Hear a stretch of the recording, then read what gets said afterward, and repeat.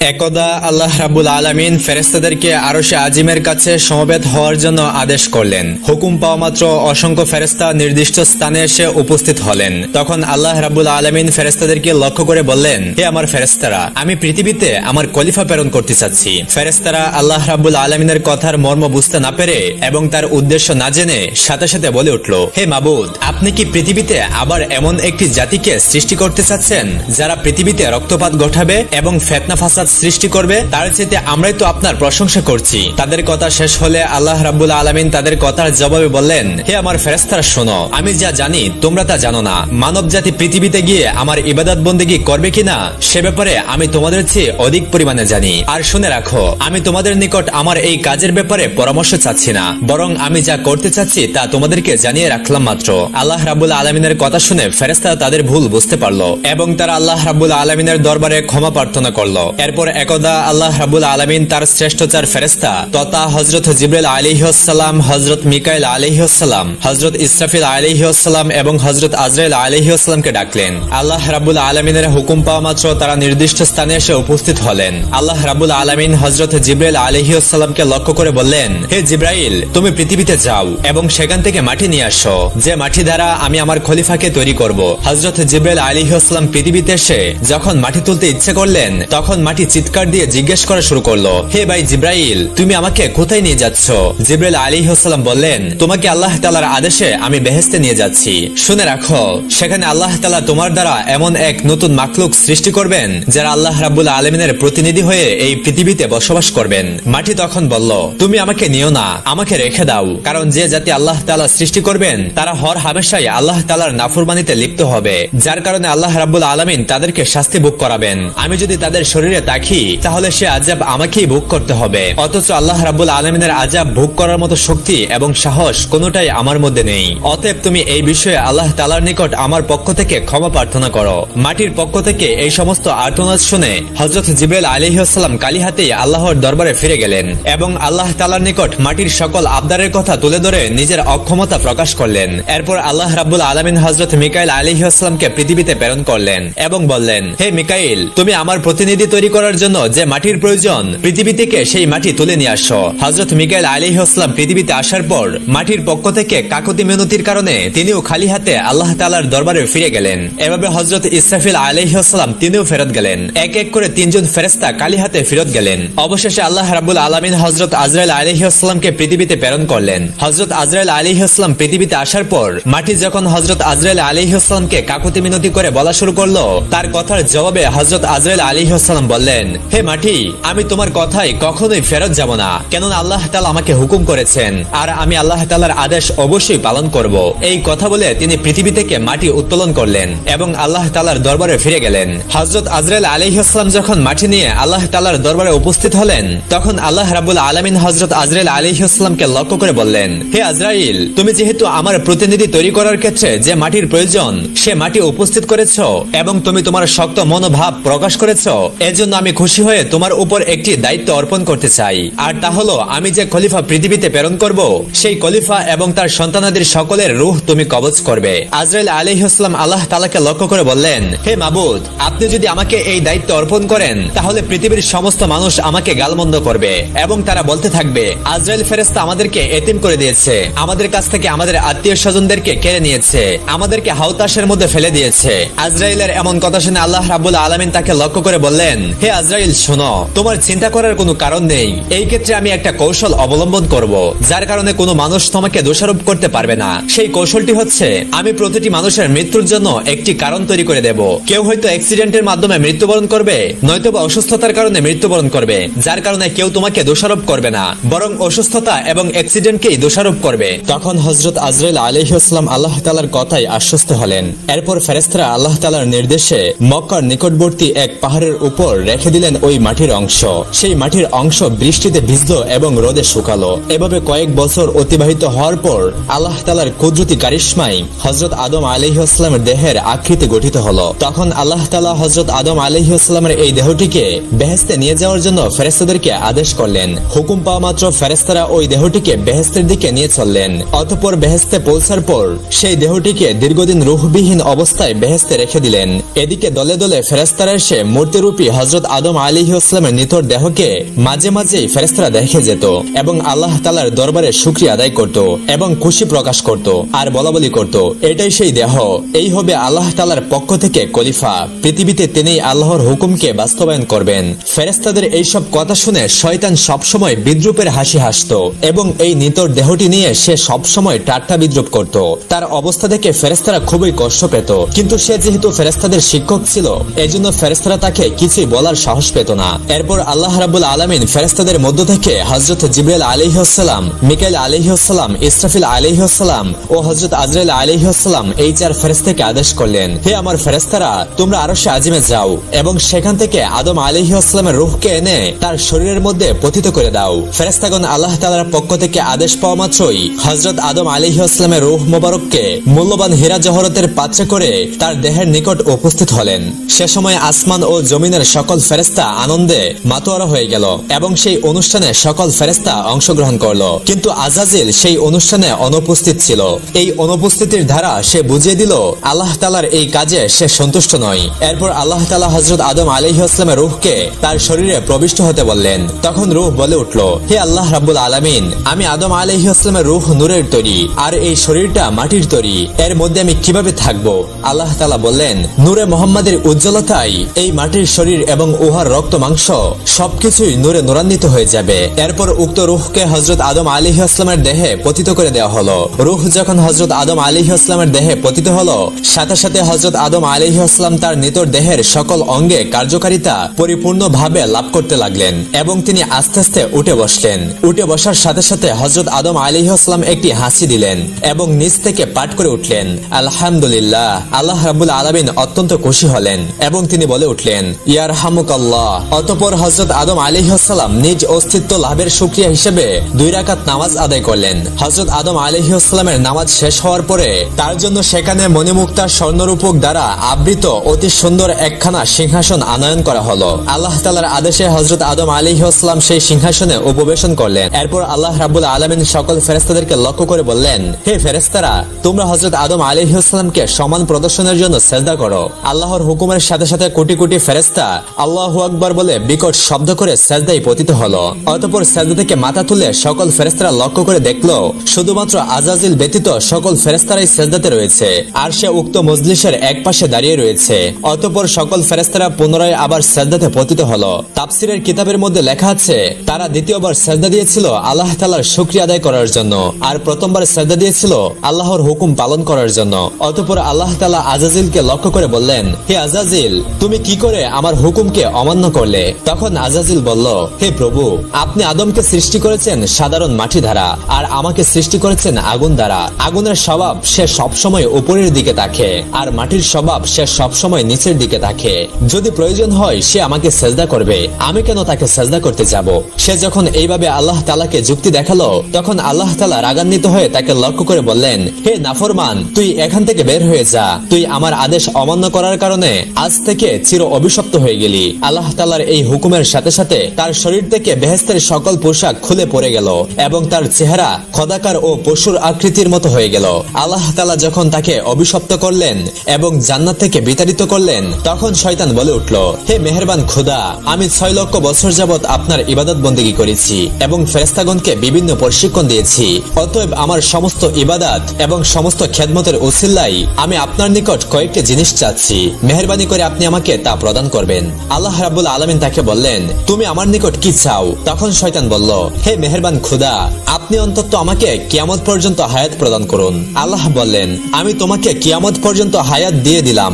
অতঃপর সে আবার আল্লাহ তাআলাকে লক্ষ্য করে বলল, হে মালিক, যে বনি আদমের কারণে আমি জান্নাত থেকে বিতাড়িত হলাম সেই বনি আদমের শিরায় শিরায় প্রবেশ করে তাদেরকে ওয়াসওয়াসা দেওয়ার মতো ক্ষমতা আমাকে প্রদান করুন। আল্লাহ তাআলা বললেন, তোমাকে তাও প্রদান করা হলো। অতঃপর শয়তান আবার বলে উঠল, হে মাবুদ, আপনি আমাকে এই ক্ষমতা প্রদান করুন যেন আমি মুহূর্তের মধ্যেই পৃথিবীর এক প্রান্ত থেকে অপর প্রান্তে বিচরণ করতে পারি। আল্লাহ তাআলা বললেন, তোমাকে এই ক্ষমতাও প্রদান করা হলো। তবে তুমি শুনে রাখো হে শয়তান, তুমি আমার বান্দাদেরকে যতই অসওয়াসা দিয়ে গুনাহের কাজ করাও না কেন, যদি আমার বান্দাগণ অনুতপ্ত হয়ে আমার নিকট তওবা করে, তবে আমি তাদের সকল অপরাধকে মার্জনা করব।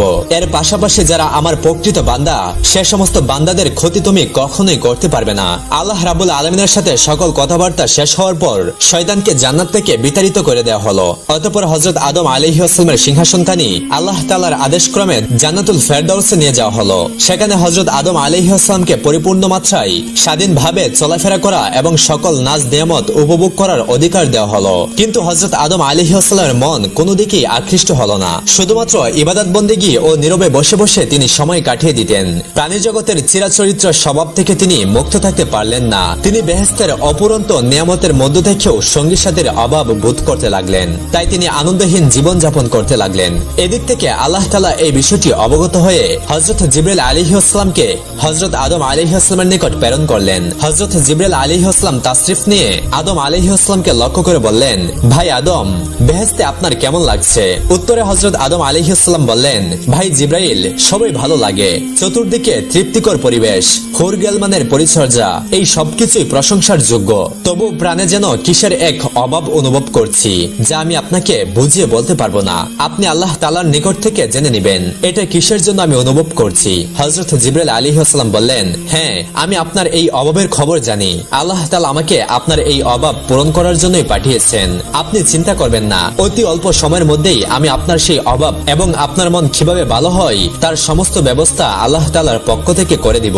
এই কথাগুলো বলে জিবরাইল আলাইহিস সালাম সেদিনের মতো হযরত আদম আলাইহিস সালামের কাছ থেকে বিদায় নিয়ে চলে গেলেন। অতঃপর পরের দিন ফজরের পূর্বে হযরত জিবরাইল আলাইহিস সালাম আল্লাহ তাআলার নির্দেশক্রমে আদম আলাইহিস সালামের ঘুমন্ত অবস্থায় তার নিকট তাশরিফ আনলেন। এরপর বিনা অস্ত্রোপচারে কুদরতি কায়দায় হযরত আদম আলাইহিস সালামের একখানি বাম পাজরের হাড় বের করে নিলেন। অতঃপর উক্ত হাড্ডির উপর রক্ত, মাংস ও চামড়ার আবরণ দিয়ে সজোরে ফুঁক দিলেন।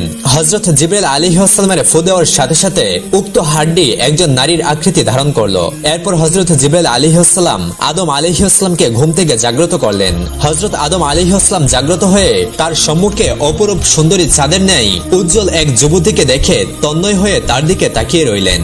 অতঃপর হযরত জিবরাইল আলাইহিস সালাম লক্ষ্য করে বললেন, হে আদম, ইনি আপনার জীবন সঙ্গী বিবি হাওয়া আলাইহিস সালাম। হযরত আদম আলাইহিস সালাম এমন কথা শুনে অত্যন্ত আনন্দিত হলেন। তার প্রাণের মধ্যে যে অতৃপ্তি ছিল, নিমিষের মধ্যেই তা দ্রবীভূত হয়ে গেল।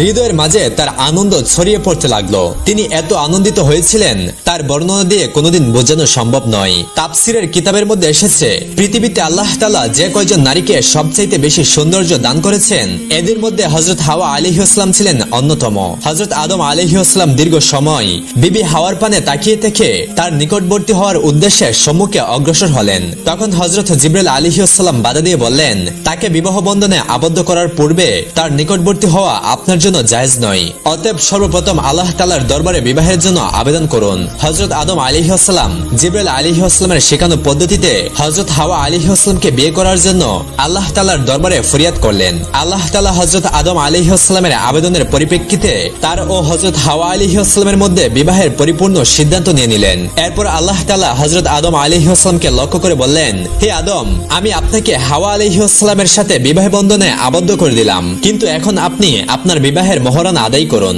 হযরত আদম আলাইহিস সালাম আল্লাহ তাআলাকে বললেন, হে আল্লাহ, বিবাহের মোহর এটা আবার কি জিনিস? তখন আল্লাহ তাআলা বললেন, হে আদম, আপনার বিবাহের মোহর হচ্ছে আমার প্রিয় হাবিব হযরত মুহাম্মদ সাল্লাল্লাহু আলাইহি ওয়াসাল্লামের উপর আপনি কয়েকবার দরুদ শরীফ পাঠ করুন। অতঃপর হযরত আদম আলাইহিস সালাম রাসূল পাক সাল্লাল্লাহু আলাইহি ওয়াসাল্লামের উপর কয়েকবার দরুদ শরীফ পাঠ করলেন। আর এর মাধ্যমে আদম ও হাওয়া আলাইহিস সালামের মধ্যে বিবাহের কাজ সম্পূর্ণ হয়ে গেল। বিবাহের কাজ সম্পূর্ণ হওয়ার পর আল্লাহ তাআলা হযরত আদম ও হাওয়া আলাইহিস সালামকে পরম আনন্দের সাথে বেহেশতে বসবাসের সুযোগ করে দিলেন। এর পাশাপাশি আল্লাহ তাআলা তাদেরকে লক্ষ্য করে বললেন, হে আদম, তোমরা মনোযোগ সহকারে শুনে রাখো, জান্নাতের সকল নাজ নেয়ামত তোমরা গ্রহণ করবে, কিন্তু এই যে গাছ রয়েছে এই গাছটির নিকট তোমরা গমন করবে না এবং তার ফল তোমরা ভক্ষণ করবে না। তাফসিরের কিতাবের মধ্যে ওই গাছটির নাম উল্লেখ করা হয়েছে, আর তা ছিল গন্ধম নামক গাছ। এরপর হযরত আদম আলাইহিস সালাম ও বিবি হাওয়া আলাইহিস সালাম অতীব আনন্দের সাথে আরাম আয়েশের সাথে বেহেশতে বসবাস করতে লাগলেন। এদিক থেকে শয়তানকে আল্লাহ তাআলা বেহেশতের বাইরে বসবাসের নির্দেশ দেন। শয়তান সেখানে বসে হযরত আদম আলাইহিসসালাম ও হাওয়া আলাইহিসসালামের সর্বনাশের চিন্তায় দিনরাত ফিকির করতে থাকে। বেহেশতে থাকাকালীন সময়ে সে যে সকল দোয়া ও দুরুদ পাঠ করে বিভিন্ন কঠিন কঠিন কাজ আয়ত্ত করত, সে সমস্ত দোয়া সে পড়া শুরু করলো। এক সময় সে ইসমে আজম পড়ল। ইসমে আজমের উসিলায় সে জান্নাতের গেটের নিকটবর্তী স্থানে পৌঁছে গেল। অতঃপর সে আস্তে আস্তে জান্নাতের গেটের দিকে অগ্রসর হলো। এরপর সে লক্ষ্য করে দেখলো যে জান্নাতের প্রাচীরের ওপর একটি ময়ূর বসা রয়েছে। ময়ূর শয়তানকে দেখে চিনতে পারলো না। সে জিজ্ঞাসা করলো, তুমি কে? শয়তান উত্তর দিল, আমি একজন ফেরেশতা। ময়ূর আবার জিজ্ঞেস করলো, তুমি এখানে কি চাও? শয়তান বলল, আমি বেহেশতের মধ্যে প্রবেশ করতে চাই। ময়ূর তখন বলল, হযরত আদম আলাইহিসসালাম সেখানে থাকাকালীন সময়ে সেখানে কারোই প্রবেশের অনুমতি নেই। এই কথা শুনে শয়তান বলল, ভাই ময়ূর, তুমি আমাকে দয়া করো। এর প্রতিদান স্বরূপ আমি তোমাকে এমন এমন দোয়া শিখিয়ে দিব যা পাঠ করলে তুমি কোনোদিন বৃদ্ধ হবে না। দ্বিতীয়ত, কোনোদিন তোমাকে মৃত্যু স্পর্শ করবে না। তুমি কিয়ামত পর্যন্ত জীবিত থাকতে পারবে এবং বেহেশতের সকল নাজ নেয়ামত তুমি ভোগ করতে পারবে। বেহেশত থেকে কোনোদিন তোমাকে বের হতে হবে না। এই কথাগুলো বলেই শয়তান ইসমে আজম পড়া শুরু করলো। তার মধুর সুরে ইসমে আজম পড়া শুনে ময়ূরের মন নরম হয়ে গেল। সে তার বক্তৃতায় আকৃষ্ট হয়ে তাকে বেহেশতের দরজায় নিয়ে হাজির হলো। আর সেখানেই প্রহরী হিসেবে ছিল বিশাল এক সাপ। ময়ূর সাপকে সব ঘটনা খুলে বলল। সাপও ময়ূরের কথাগুলো শুনলো এবং শয়তানকে জিজ্ঞাসা করলো, তুমি কে? শয়তান পূর্বের নেই উত্তর দিল, আমি একজন ফেরেশতা। আমি আরশে আজিমের নিচে বসবাস করতাম। সেখানে বসে আমি এমন এক ইসমে আজম শিখেছি যা পাঠ করলে সকল উদ্দেশ্যই সাধিত হয়ে যায়। সাপ তখন বলল, দোয়াটি আমাকে শিখিয়ে দাও। শয়তান বলল, হ্যাঁ, তোমাকে আমি শিখিয়ে দিব, তবে একটি শর্ত রয়েছে। আর সেই শর্তটি হলো, তুমি বেহেশতের মধ্যে আমাকে প্রবেশ করানোর সুযোগ করে দাও। এই কথা শুনে সাপ বলল, হযরত আদম আলাইহিসসালাম বেহেশতে থাকাকালীন অবস্থায় কাউকে বেহেশতের মধ্যে প্রবেশ করানোর অনুমতি আমাকে দেওয়া হয়নি, অতএব এটা আমার পক্ষে সম্ভব নয়। এই কথা শুনে শয়তান বলল, তুমি যদি রাজি থাকো তাহলে আমি তোমার মুখে প্রবেশ করে জান্নাত ঘুরে দেখে আসবো। এতে করে আল্লাহ তাআলার হুকুম তোমার দ্বারা লঙ্ঘন করা হবে না। তার এই যুক্তিটি সাপের খুবই পছন্দ হলো, যার কারণে সে রাজি হয়ে বড্ড করে হা করলো। হা করার সাথে সাথে শয়তান তার মুখের ভেতর প্রবেশ করলো। এরপর শয়তান সাপকে লক্ষ্য করে বলল, হে সাপ, তুমি আমাকে বিবি হাওয়ার কাছে নিয়ে চলো। হুকুম পাওয়া মাত্রই সাপ শয়তানকে মুখে নিয়ে বিবি হাওয়া আলাইহিসসালামের কাছে গিয়ে পৌঁছালো। শয়তান তখন জোরে সোরে চিৎকার দিয়ে কাঁদতে আরম্ভ করলো। সাপের মুখ থেকে কান্নার শব্দ শুনে বেহেশতের সকল হুরগালমান তার কাছে এসে সমবেত হলো। এমনকি বিবি হাওয়া আলাইহিসসালামও সেখানে এসে উপস্থিত হলো। এরপর হযরত বিবি হাওয়া আলাইহিসসালাম তার এইরূপ ক্রন্দনের কথা জিজ্ঞাসা করলেন, যার উত্তরে সে বলল, আমি তোমাদের পরিণামের কথা ভেবেই কান্না করছি। আল্লাহ তাআলা তোমাকে ও তোমার স্বামী আদম আলাইহিসসালামকে খুব শীঘ্রই পৃথিবী নামক জমিনে পাঠিয়ে দিবেন। এই কথা আরশে আজিমে লিপিবদ্ধ রয়েছে, আমি তা দেখেছি। এজন্য আমি তোমাদের কথা চিন্তা করে কান্নাকাটি করে যাচ্ছি। বিবি হাওয়া তখন শয়তানকে লক্ষ্য করে বললেন, তোমার কথা যে সত্য তা আমি কিভাবে যাচাই করব? শয়তান বলল, আমি আল্লাহর নামে শপথ করে বলছি, আমার কথা যদি বিন্দুমাত্র মিথ্যা হয় তাহলে যেন আল্লাহ তাআলা ও সকল ফেরেশতার লানত আমার উপর পতিত হয়। শয়তানের এমন কথাই হযরত হাওয়া আলাইহিসসালামের মন নরম হয়ে গেল। তাই সে তাকে জিজ্ঞাসা করলো, তবে পৃথিবীর এই নির্বাসন থেকে মুক্তির কোনো উপায় আছে কি? যদি এই নির্বাসন থেকে মুক্তির কোনো উপায় থেকে থাকে তাহলে তা তুমি আমার নিকট খুলে বলো। শয়তান তখন বলল, উত্তম একটি পথ রয়েছে, তবে তোমরা তা গ্রহণ করবে না তা আমি ভালো করে জানি। তখন হযরত হাওয়া আলাইহিসসালাম বললেন, আমি অবশ্যই সেই পথকে গ্রহণ করব, আমার নিকট তা খুলে বলো। তখন শয়তান বলল, ওই যে নিষিদ্ধ গাছ রয়েছে, ওই গাছের যদি একটি ফল ভক্ষণ করতে পারো তাহলে তোমরা চিরস্থায়ী ভাবে জান্নাতে বসবাস করতে পারবে। আর যদি তোমরা সেই গাছের ফল ভক্ষণ না করো তাহলে অচিরেই তোমরা জমিনে নেমে যাবে, তোমরা বেহেশত থেকে বিতাড়িত হবে, কেননা আল্লাহ তাআলার সিদ্ধান্ত হচ্ছে তোমাদেরকে জান্নাত থেকে বিতাড়িত করে দিবেন। শয়তানের যুক্তিপূর্ণ বক্তব্যে হযরত হাওয়া আলাইহিসসালামের মন নরম হয়ে গেল, যার কারণে তিনি আস্তে আস্তে গন্ধম নামক গাছের নিকট উপস্থিত হলেন। সেখানে উপস্থিত হয়ে গাছ থেকে একটি ফল ছিঁড়ে নিজে ফল থেকে আরোহণ করলেন। বাকি অর্ধেক হযরত আদম আলাইহিসসালামের জন্য নিয়ে আসলেন। এরপর হযরত আদম আলাইহিসসালামকে বুঝিয়ে শুনিয়ে বাকি অর্ধেক ফল খাওয়ালেন। হযরত আদম আলাইহিসসালাম ও হাওয়া আলাইহিসসালাম গন্ধম নামক ফল ভক্ষণ করার সাথে সাথে তাদের দেহ থেকে জান্নাতের সকল পোশাকগুলো খুলে পড়ে গেল এবং তাদের শরীর থেকে যে মেশকের সুঘ্রাণ বের হতো সে সমস্ত ঘ্রাণ বের হওয়া বন্ধ হয়ে গেল। এই অবস্থাগুলো দেখে হযরত আদম আলাইহিসসালাম ও হাওয়া আলাইহিসসালাম নিজেদের ভুল বুঝতে পারলেন এবং অনুতপ্ত হতে লাগলেন। কিন্তু ইতিপূর্বেই তাদের এই কাজকর্মের কারণে আল্লাহ তাআলা রাগান্বিত হলেন, যার কারণে তিনি ফেরেশতাদেরকে আদেশ করলেন, হে ফেরেশতাগণ, তোমরা আদম ও হাওয়াকে জান্নাত থেকে বের করে জমিনে নামিয়ে দাও। আল্লাহ তাআলার হুকুম পাওয়া মাত্র হযরত জিবরাইল আলাইহিসসালাম এবং অন্যান্য ফেরেশতাগণ হযরত আদম আলাইহিস সালাম ও হাওয়া আলাইহিস সালামকে জান্নাত থেকে জমিনে নামিয়ে দিলেন। এরপর শুরু হলো হযরত আদম ও হাওয়া আলাইহিস সালামের কান্না। তাফসীরের কিতাবের মধ্যে এসেছে হযরত আদম আলাইহিস সালাম ও হাওয়া আলাইহিস সালাম দীর্ঘ 300 বছর বিচ্ছিন্নভাবে কান্নাকাটি করার পর আমাদের পিয়ারা নবী হযরত মুহাম্মদ সাল্লাল্লাহু আলাইহি ওয়াসাল্লামের উসিলা দিয়ে আল্লাহ তাআলার দরবারে ক্ষমা প্রার্থনা করলেন। আল্লাহ সুবহানাহু ওয়া তাআলা হযরত আদম আলাইহিস সালাম ও হাওয়া আলাইহিস সালামকে ক্ষমা করে দিলেন। আর এভাবেই তাদের কঠিন পরীক্ষার অবসান ঘটল।